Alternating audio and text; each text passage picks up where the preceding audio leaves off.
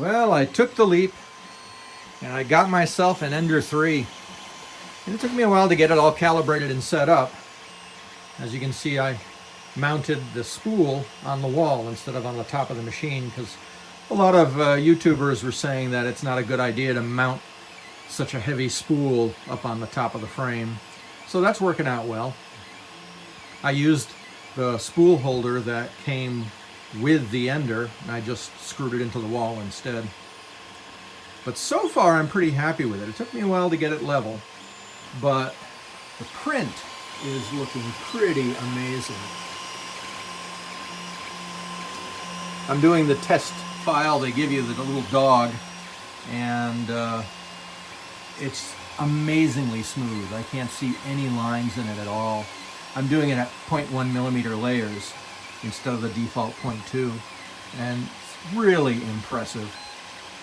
So far I'm happy. I also got a glass bed, the borosilicate glass plate for the bed to help keep it flat.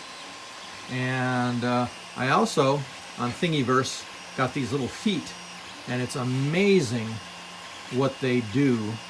I'll put the link in the notes just in case you haven't seen them. But those feet cut down the noise on this thing a lot. So, pretty happy. So now I can make double the size of prints that I used to do with my TiVo, which is really not useful for the Mountain Park models because those are incredibly tiny. But in the future, it allows me to do a lot of other things.